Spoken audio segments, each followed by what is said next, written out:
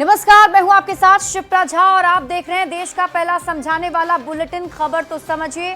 इस prime time bulletin में हम आपको दिन भर की सबसे चर्चित खबरें दिखाते हैं और खबरों को विस्तार से समझाते भी हैं। तो आज शुरुआत करते हैं 4 बड़ी खबरों से, जिसका विश्लेषण अगले आधे घंटे में हम करने वाले हैं। आज बुलेटिन में सबसे पहले बात होगी SIR पर, इसी का विश्लेषण समझिए राहुल गांधी के सवाल पर इलेक्शन कमीशन ने क्या जवाब दिया। बिहार में महिलाओं का वोटिंग पैटर्न आपको समझाएंगे और इसके साथ ही समझिए ऑपरेशन सिंदूर में पाकिस्तान के कितने विमान गिरे हैं। लेकिन शुरुआत सबसे पहले न्यूज 18 की खबर का बड़ा असर हुआ है। ड्राफ्ट सूची में मृत लोगों के नाम शामिल होने के मामले में संज्ञान लिया गया। निर्वाचन आयोग ने इस पर संज्ञान लिया है। मृत लोगों के नाम शामिल होने की जांच शुरू कर दी गई है। BLO के कामों की भी जांच होगी। कई लोगों के मृत होने के बावजूद उसमें नाम शामिल है। बांकीपुर विधानसभा के बूथ संख्या 182 का ये पूरा मामला आपको बता रहे हैं। तो न्यूज 18 की खबर पर यह बड़ा असर हुआ है।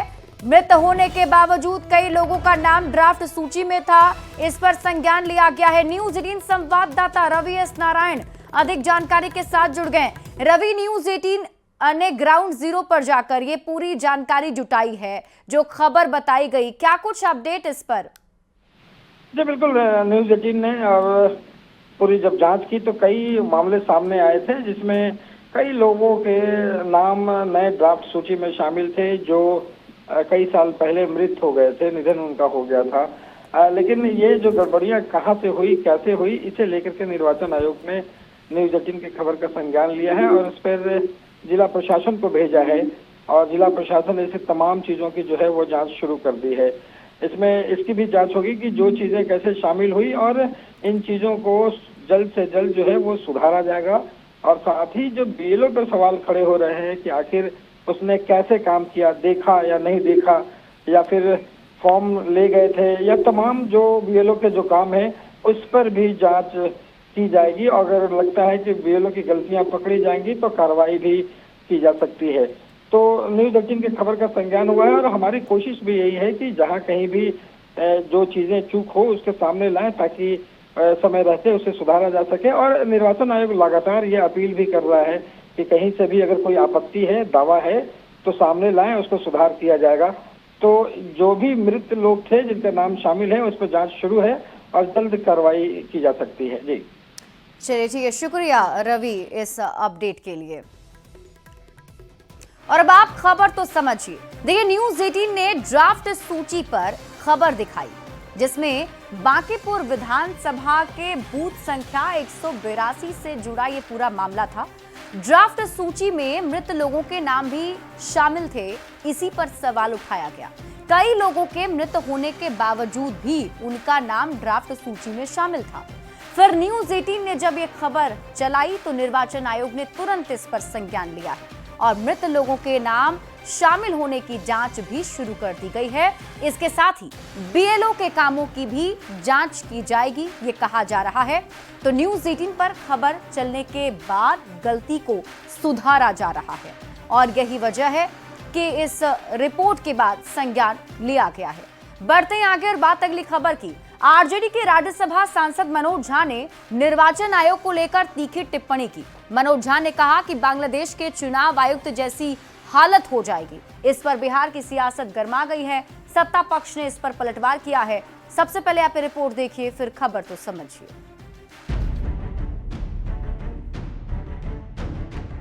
बिहार में विशेष गहन पुनरीक्षण यानी SIR को लेकर सियासी गतिरोध थमने का नाम नहीं ले रहा है।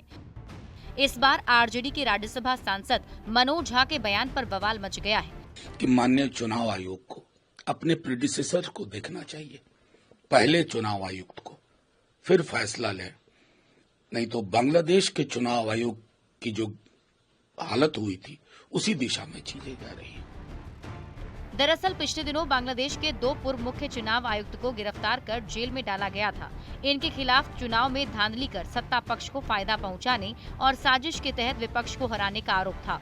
इस तरह की कड़ी टिप्पणी को लेकर सत्ता पक्ष विपक्ष पर हमलावर है। और अब ये धमकाने वाली प्रवृत्ति खत्म कर लें आप। अब यहाँ राजद की जंगल राज वाली सरकार नहीं है, यहाँ पे जनता की चुनी हुई भारतीय जनता पार्टी के सहयोगियों की एनडीए की सरकार है। एसआईआर के विरोध को लेकर निर्वाचन आयोग ने भी टिप्पणी की। हालांकि निर्वाचन आयोग ने किसी का नाम नहीं लिया है, पर उसका इशारा किसकी ओर है ये लोग बखूबी समझ रहे हैं। पटना संवाददाता संजय कुमार, दिल्ली संवाददाता नीरज कुमार के साथ ब्यूरो रिपोर्ट न्यूज़ 18। और आइए अब खबर को समझते हैं। एसआईआर पर जिस ढंग से विपक्ष ने आरोप लगाए, उसको लेकर ईसीआई की तरफ से सूत्रों के हिसाब से 3 विश्लेषण सामने आए हैं, जिसमें पहला विश्लेषण ये कहता है कि राजनीतिक दलों के वरिष्ठ नेता और कुछ पक्षपाती बुद्धिजीवी नैरेटिव गढ़ने में लगे हैं, जिनकी कानूनी प्रक्रियाओं के प्रति बहुत कम श्रद्धा है। दूसरा ये कि मतदाता और राजनीतिक दलों के जूनियर नेताओं को ईसीआई पर विश्वास है, मिलकर एक टीम के रूप में काम किया गया है। और तीसरा ये कि टीम की तरह काम करके प्रारूप मतदाता सूची न्यूनतम त्रुटियों के साथ प्रकाशित करने की कोशिश की ओर दैनिक बुलेटिन में दिए गए आंकड़े इशारा कर रहे हैं। यानी इलेक्शन कमीशन की तरफ से अब तक जो विश्लेषण किया गया है, उसमें 3 बड़ी बातें सामने आई हैं।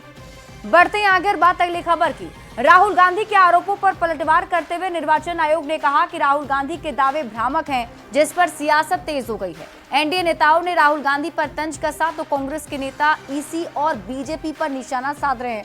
सबसे पहले आप ये रिपोर्ट देखिए, फिर खबर तो समझिए। वन मैन वन वोट, इस पर इलेक्शन कमीशन और उसके सारे के सारे अफसर आक्रमण कर रहे हैं। 7 अगस्त को राहुल गांधी ने लंबे चौड़े प्रेजेंटेशन के जरिए वोटर लिस्ट में गड़बड़ी का आरोप लगाते हुए निर्वाचन आयोग पर निशाना साधा था।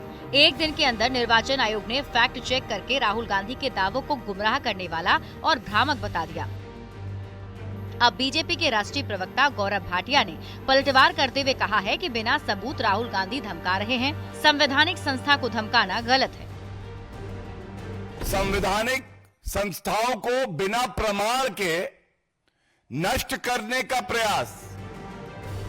जबकि बीजेपी के सहयोगी और राष्ट्रीय लोक मोर्चा के राष्ट्रीय अध्यक्ष उपेंद्र कुशवाहा ने कहा कि अगर कोई शिकायत है तो चुनाव आयोग में शिकायत दर्ज करानी चाहिए, न कि संसद की कार्यवाही को बाधित करना चाहिए। सवाल खड़ा करना ही इनका मकसद है, कोई समाधान करना मकसद इनका नहीं, मुद्दा बनाना चाहते हैं सिर्फ जनता के बीच में।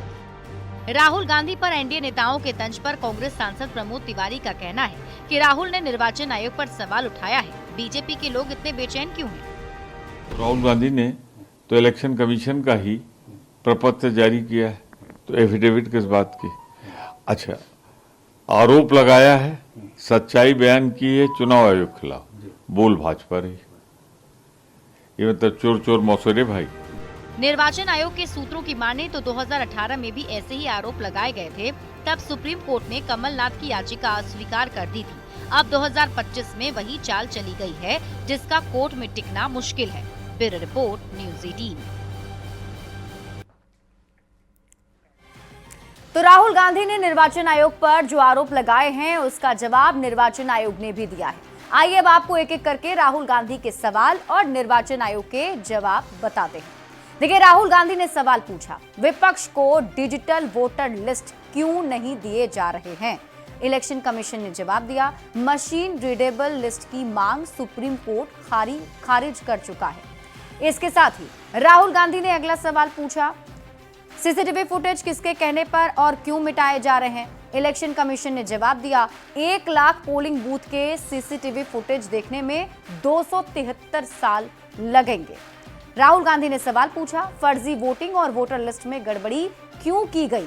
तो इलेक्शन कमीशन ने जवाब दिया है, कांग्रेस की ओर से गड़बड़ी को लेकर कोई याचिका दाखिल नहीं की गई है।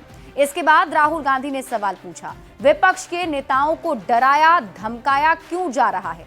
इलेक्शन कमीशन ने जवाब दिया, राहुल गांधी सिर्फ आरोप लगाते हैं, आज तक खुद से सीधे शिकायत नहीं की। इसके बाद राहुल गांधी ने अगला सवाल पूछा, क्या निर्वाचन आयोग बीजेपी का एजेंट बन गया है? इलेक्शन कमीशन ने जवाब दिया, राहुल गांधी आरोपों पर शपथ पत्र दें या फिर देश से माफी मांगें। तो राहुल गांधी की तरफ से कई सवाल पूछे गए थे और उन सभी सवालों का जवाब निर्वाचन आयोग ने दिया है। बढ़ते हैं आगे बात अगली खबर की। बिहार विधानसभा चुनाव से पहले हर राजनीतिक दल महिला मतदाताओं को साधने की कोशिश में है और अपनी अपनी राजनीतिक तैयारी करने में जुट गया है। बिहार में महिला वोटर क्यों है खास, सबसे पहले आप रिपोर्ट देखिए, फिर खबर तो समझिए। बिहार में इसी साल विधानसभा का चुनाव होने वाला है और हर राजनीतिक दल एक खास वोट बैंक को साधने की कवायद में है और ये वोट बैंक है महिलाओं का, जो पिछले कुछ चुनाव से किंग मेकर बन गई हैं। चुनाव में खेल बनाने और बिगाड़ने में महिला मतदाता काफी अहम भूमिका निभा रही हैं। बिहार चुनाव में भी सियासी दल इसी मजबूत जनाधार को अपने पाले में लाने के लिए भरसक कोशिश में लगे हैं। इन वोटर के मामले में महिलाएं हमेशा बढ़ चढ़ करके हिस्सा लेती। पुलिस की हर गाड़ी पर बेटी मिलती है, स्कूल में हर विद्यालय में मिलती है। ये सामाजिक परिवर्तन जो हुआ है, यही तो एनडीए की सबसे बड़ी। और इस बार की जो मातृशक्ति है, इस बार इन्होंने ठाना है कि तेजस्वी जी को मुख्यमंत्री बनाना है। संघार, अपहरण, हत्या, लूट, बलात्कार होता था तो सबसे ज्यादा आंसू, रुदन हमारी माता बहनों का होता था। यही वजह है कि बिहार चुनाव के दिन जैसे जैसे नजदीक आ रहे हैं, सत्ता पक्ष और विपक्ष महिलाओं को अपने पाले में लाने के लिए कई बड़ी घोषणाएं कर रहे हैं।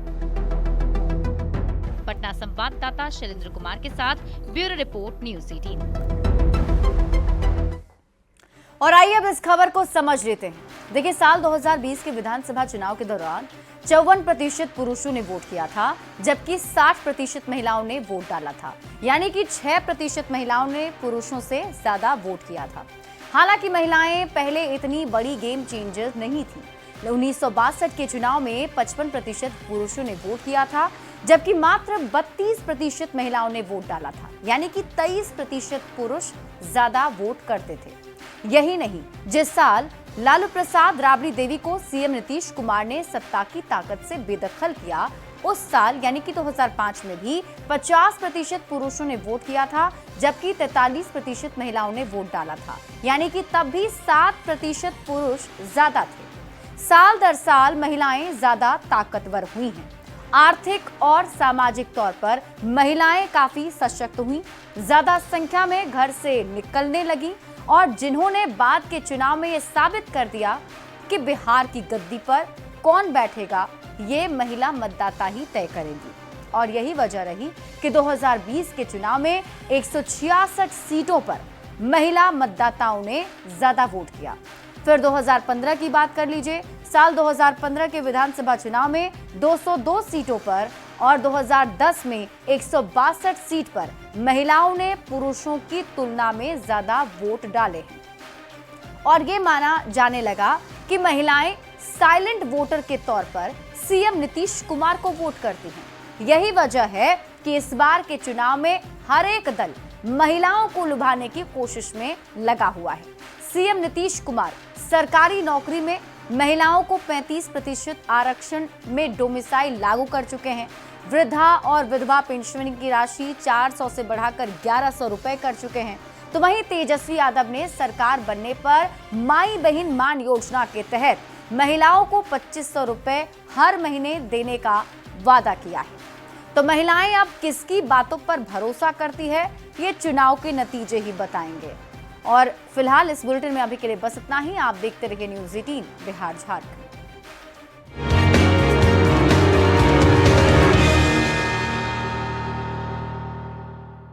इस न्यूज़